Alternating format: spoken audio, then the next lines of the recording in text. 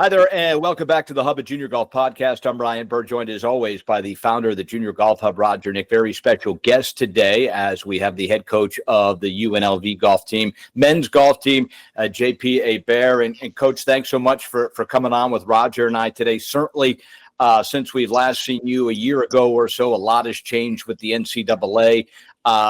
We've talked to some Power Four coaches, and certainly some of the conferences are dictating a change in scholarships and things like that. But, a UNLV, a school with so much incredible history, you've had an amazing run there, national championships, players on the PGA Tour, but not in one of those conferences where money is just kind of piling over the bucket, so to speak, like you would have in the SEC, the Big Ten, the ACC, et cetera. How is UNLV going to circulate these waters with the latest NCAA ruling?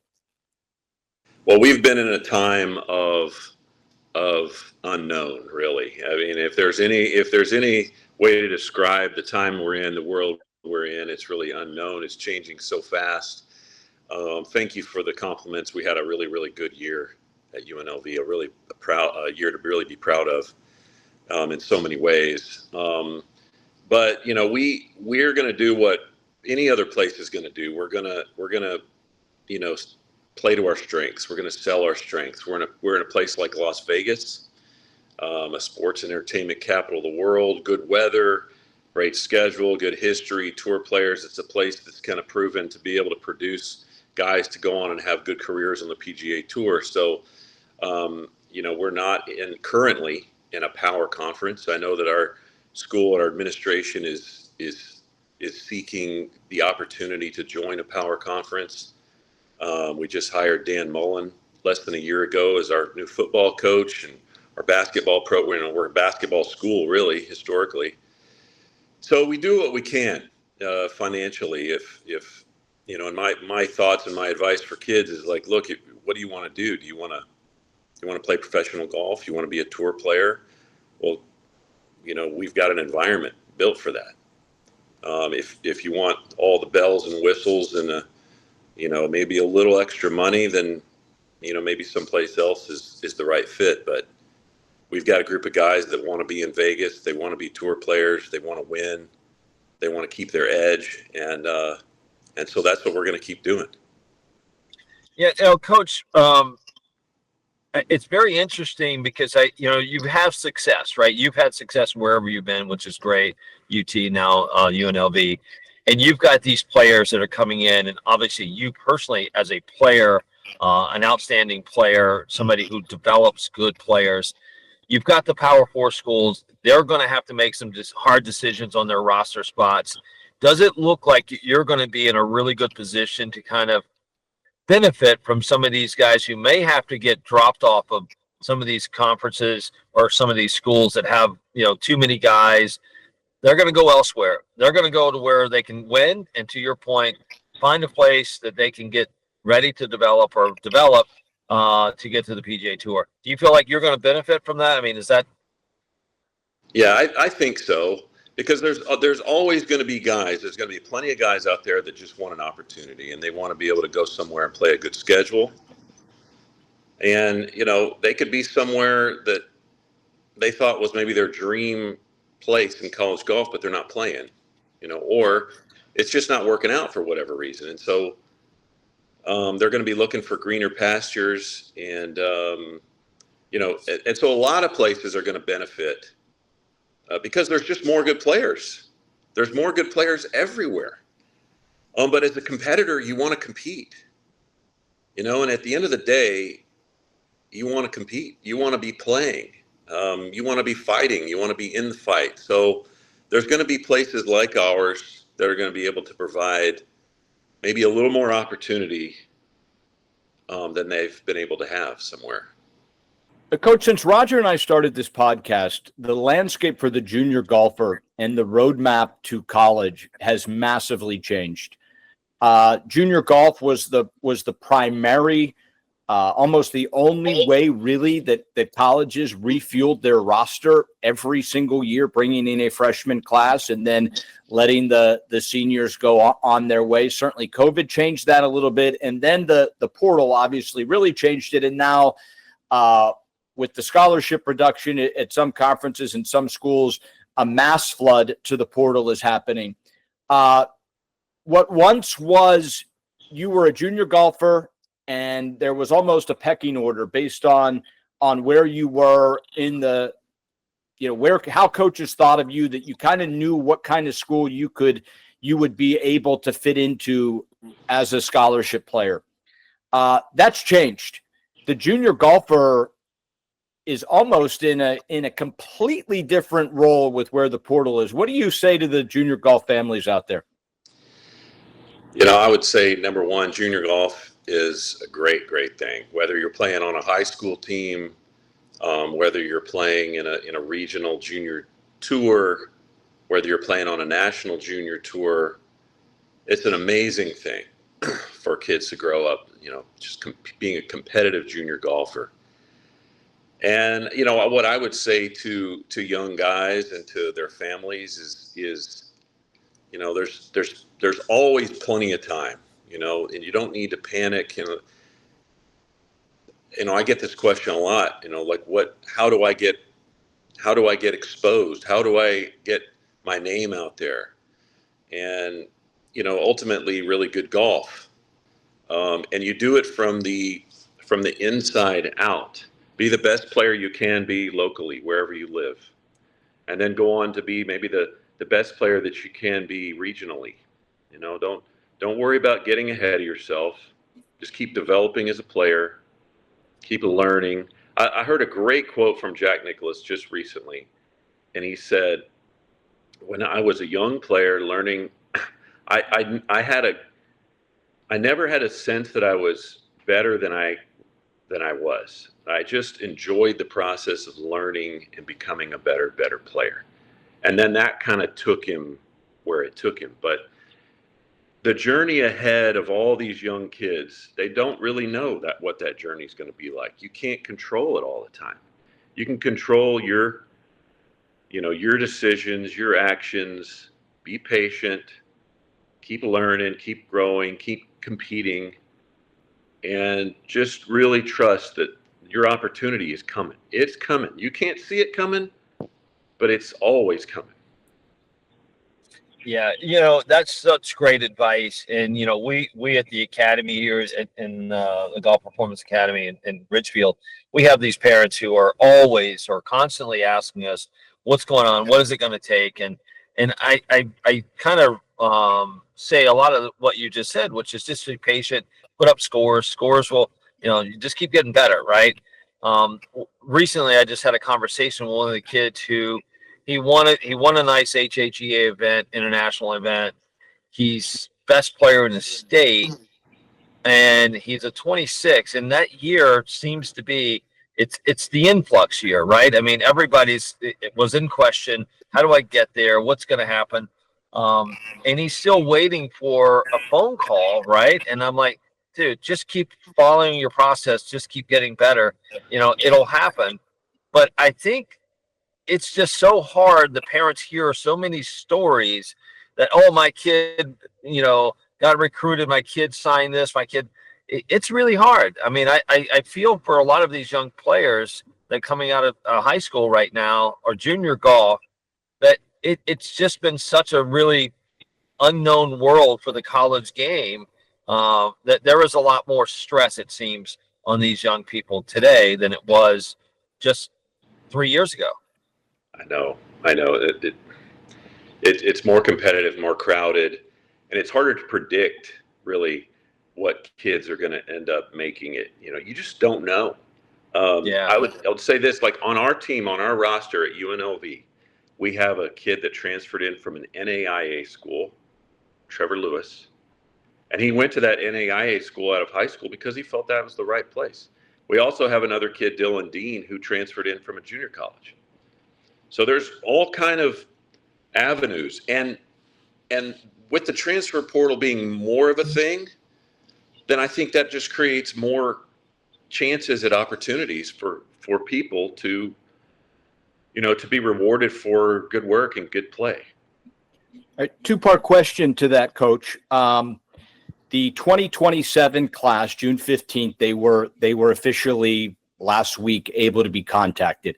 Did you find yourself as active on June 15th last week as you have been in the past few years? Probably not quite as active. June 15th is one of the biggest days in our calendar every year, but by June 15th, we had already signed 2 transfers. And so that's kind of more of an immediate, addition to our team. But June 15th, I would say probably not quite as crazy. Like, we're still continuing our conversations. Today's June 20th, I guess. And we're continuing to have conversations from June 15th. So I think it's maybe more of a patient approach. There's so many more players, more kids. You got to get to know people a little bit. So, but the class of 27 is a good class. Very good in California. Very good in Florida. And as you guys know, there's good players coming from everywhere these days. Is that more of a negotiation these days, Coach? I mean, it strikes me that your job is harder now as well because of the expectations of parents potentially, or players who are now having to realize that, or maybe they think more than it is, that there's money there to negotiate an offer from you, or any coach for that matter, that's a good, solid program. Well, I don't think that initially I'm really in that stage. I think we're getting to know people, and we're really looking for the right fit, one player at a time. I think that just every one little piece can make a difference to all the other pieces. So, getting to know people, getting to understand what they want, what are they looking for, is this the right place for them? I mean, there's a lot of times in the past where we might be recruiting a great player, but deep down, just like, what, that kid, it would do great at that place, or that kid would be great at our place. He might not know it or realize it, but he would really thrive here. And I think that's the most important thing for everybody to understand, is like, what's the right environment for somebody? Where are they going to end up being able to be their best and be themselves? Yeah. I think that's really important. I don't know if you've read the recent Nick Saban book, and his role and how he looked at recruiting, and how he really changed the University of Alabama, and not just their football program, of how they specifically were looking for things and recruits to fit their program, and why it was so difficult for players to come in and say, "Oh, I want to play at Alabama," but not every player is a fit for Alabama, and now not every student's a fit for Alabama because of the way they actually thought about recruiting. And I think you touched on that by saying it's also your job to go, "I'm sorry, but this is not a good fit for you, and I want to help you as much as I can." And I don't know if parents realize that is also a difficult choice for coaches as well, to say, "Listen, you're a fabulous player. I'd love to have you, but I can tell this may not be the right environment for you, or the right location for you, or whatever it may be." But that's important, not only to your current team, but it's important to that player to know in his future, like what's a better fit for him, right? I mean, parents need to hear that a little bit more. I think it's not just because you're a good player and throw up good scores. It's also, we're going to have you around hopefully for 4 years. We want you to thrive in the environment as well. And everyone else, you pick the team up. I mean, every one little piece is important. Really, really is. Because it's part of the environment that makes everybody better anyway, Yeah. And, also we've seen situations where you may be recruiting a kid or a family, and they decide to go somewhere else, and you just tell them, you congratulate them, and then you never know, a year or two later on, something else happens, life takes them a different direction, and then you're having a conversation with them again. it's really, it's incredible. We're recruiting people twice sometimes. Let's clear up maybe the biggest misconception coming out of junior golf. And I'll just use a story that I had 2 days ago with a head coach that has won a national championship in the past 5 years and was in the final 8 this year. He said, now this is a power school in a major conference. He said the biggest misconception out there in junior golf is that these schools, any school, has a bunch of money for NIL for golf. He said there's just maybe Luke Clanton, Jackson Coiven. Okay, I'm sure they're figuring it out to 6 figures. But he said, I just had a kid that was top 5 PGA Tour U, and he did well for himself getting a grip company, getting a sock company by his agent or his family on his own. But as far as like the school having money for a golfer, I think that right now, the difference between reality and what junior golf families might think is coming. Do you concur that the actual school for golf is limited on financially how much they can give for NIL? Yeah, I totally agree. We're not a revenue generating sport. We don't make money for our school. We do help connect donors, and we're definitely a part of the synergy of the entire town and the athletics department and all that. But name, image, and likeness really is what it's truly about. Is for an amateur golfer, a college golfer, to be able to earn money as an endorsement deal, for example, and not lose their amateur status. That's really when I think of golf, that's what I think of. Sure. Because at the end of the day, getting back to it, if a kid is in the right environment and he's learning and he's growing, and then he's, his golf game develops and thrives, well, everything else just falls into place. And it's hard for people to maybe see that. But, good golf takes care of everything. That's a most profound statement. I mean, people don't realize that good golf takes care of everything. That is so true. Ryan, I guess you and I are just out. I don't know. We don't get good golf. I'll speak for myself, but anyway. Hey, here's Coach. All right, what? There's no NIL money here, but here's a Kirby Lane Cafe today. Went by, and I've got a little coffee to go. Pretty good. There you go. All right. Check that box of $500,000 for JP. Yeah.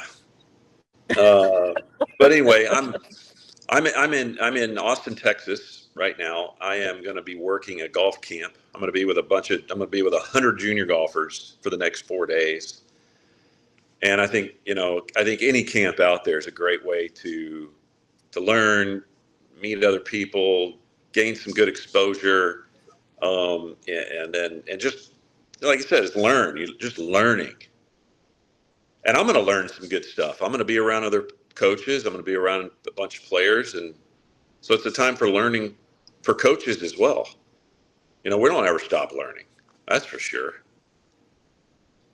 Yeah, Coach, you guys have a tough job. You guys are on the road a lot. I get it. I mean, it's got to be brutal out there in this environment today to find those great players. Last question for me, I would say, Coach, you just talked about camps are great. One of the things I know we get the question from parents a lot is what makes a good camp for a junior golfer to attend? So give us a little bit of insight on that. Wow. I think that if you have a chance to go to a camp that's not far from you, maybe there's going to be some people there, some coaches involved with some programs that you really can respect, that you think you can learn from. People that have been around for a little while, because that's what you're really trying to do. But I would encourage people to go to multiple camps, not just one. Just go to some different parts of the country, different places, get a feel for some different schools, campuses, different towns. Jackie Burke told me he was probably, I don't know, one of my greatest mentors, if not my greatest. He told me he thought he had 1,000 teachers in his life. Wow.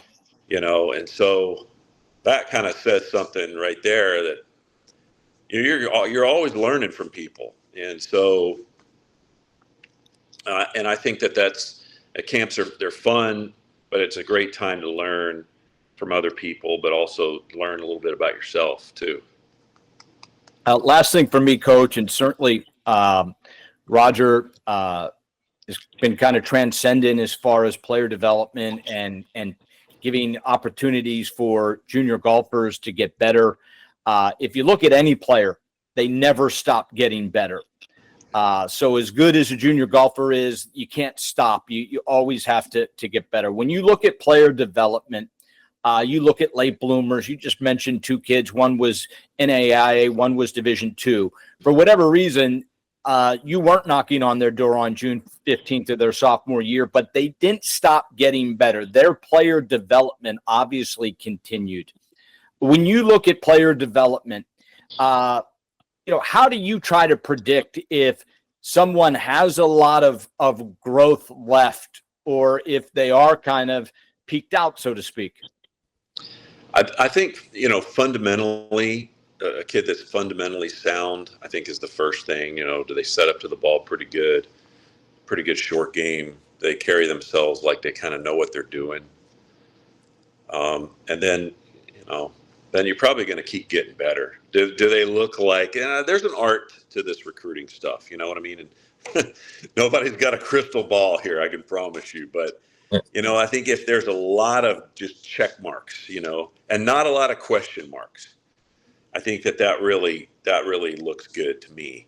And as far as development goes, pretty much every good player I've been around, they were obviously good. They knew they were good, but they had a part of their brain that almost didn't think they were very good. They kind of felt like they knew they got to keep getting better. The guy that thinks he doesn't need to keep getting better is the guy that's not going to keep getting better. Yep. That's really well said. Growth mindset there, right? In so many ways, right? That growth mindset. Coach. Well, I won't talk about a couple things here, but I won't ask you another question because I said I was going to ask my last question. So, Ryan, well, up to you. Can just be a statement question. Yeah. Coach, controlling the golf ball is one of the things that we see the best players in the world do by far. Not technique, not how pretty the golf swing is, but just the guys who just go out there, control their golf ball, and gals. I don't want to say just guys that they go out and control their golf ball. Those are the ones that's usually going to be at the top of the totem pole at some point in time, because to your point, they've continued to go out and work on fundamental basic stuff. Can I actually chip the ball? Can I actually putt the ball? Can I control my driver enough to put it in play? It's just very simple, basic golf fundamentals, if you will, right? Yeah. I think that people are, I think we're thinking a lot right now, like too much. Let's just hit some shots to some big areas, keep the ball in play, and just give ourselves opportunities as we go along. Even the best players, the best, Tiger Woods, Jack Nicklaus, Scott, they knew how to just keep it real simple. Yeah. You know what I mean? We're keeping it in play. We're not making a lot of bogeys. When we do get in trouble, we just make the bogey and get out. It's like simple stuff. But, we see, I think kids growing up, they have so much insight and so much information from what the best players in the world are doing that they're trying to almost be too perfect. It's the opposite. It's the opposite. Like, you need to be hitting the bigger targets, not trying to hit, these perfect video game shots. Like, we're really going to aim at a pole with a 5-iron? Are you kidding me? Right. You couldn't hit it with a rifle. I'm going to sit here and try to hit a 5-iron to a part. How about we're going to hit it over there somewhere, and that's a good angle, and just keeping it bigger and simple. Yeah. Last thing from me, Coach. We will see you in October on Golf Channel, playing in the Nota Begay College Match Play in Albuquerque. Television certainly coming to college golf in a big kind of way. How exciting for your program to go to Nota's event, to play in what is becoming one of the most prestigious events in the country. We're really excited, not because it's televised and it's a match play event and it's an exclusive event. We're happy to be invited to be there. Nota's a longtime friend of mine, and he's a guy that I really respect a lot and what he's doing in golf. And so our guys are really excited as well. We're going to have, I think we're going to have a good team this year. We're also going to have some fresh faces, and then to be able to compete match play. And we're really looking forward to it. Yeah, it is such a different, and every time someone plays match play, they all say the same thing. Man, this is so much fun. It is so different than stroke play, even though it's obviously the same game of golf, and it really does translate to television, where every hole is almost its own match in itself. No, match play is a lot of fun. You're right, and it's a different game mentally. Like it's an actual game where you're kind of playing your game, but you're also keeping an eye on your opponent, and so it's like games within the game. And, so we're looking forward to it. Good. Well, look forward to seeing you there. We will obviously talk soon. Good luck at the camp, and we'll talk to you real soon, Coach. Thank you very much, guys. Good to see you. Good to see you. Yeah, good to see you. Yep. Don't get too hot out there. No, we're fine. All right. Awesome.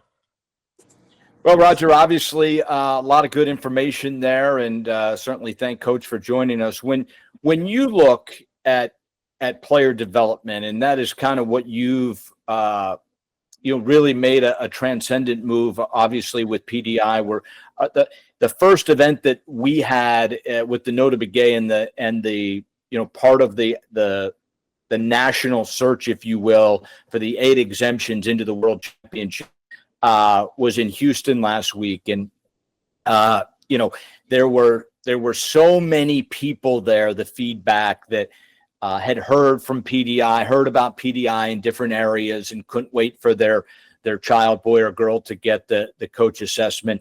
So many came up to your team, my team, said they heard about it on the podcast. It was really good for us to hear that. Just how'd you hear? Everyone was basically, how'd you hear about PDI? Just so we have a better understanding of how they are receiving the information. And a good bit of them were actually from the podcast. So I think we're doing the right thing, explaining how important it is. And I know we're short on time. So in 60 seconds, Roger, as we travel the country with PDI, as kids are doing the self-assessment and then into the coach assessment, I understand that getting a spot in the World Championship is a great carrot, but that really isn't why you should be doing it. 60 seconds, Roger, on how PDI ultimately can help your son or daughter go to the next level in golf.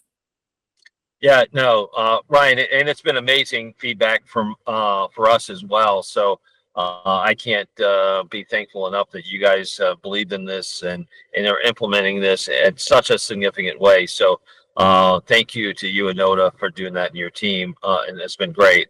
But I would say if you want to play your best golf, you need to know where you are, and you need to know what your skill sets are. I think there's a lot of people that go out and being misled that if they go get a lot of golf instruction and their golf swing is great, and they've got a foresight or they've got TrackMan telling them that their ball is doing this, but in fact, if they don't really know that they're actually controlling the ball and seeing it happening, I think it would be an eye opener for them. And so I think if you're really trying to put yourself on a player development pathway to get to a certain level of golf that you aspire to, it is the best tool out there for people to make sure that they maintain or stay on track with that, right? And it's not a one and done thing. This is, self-assessment, coach guided assessment is something you can do every single week, every single day if you want as a practice. I think we've talked about this before,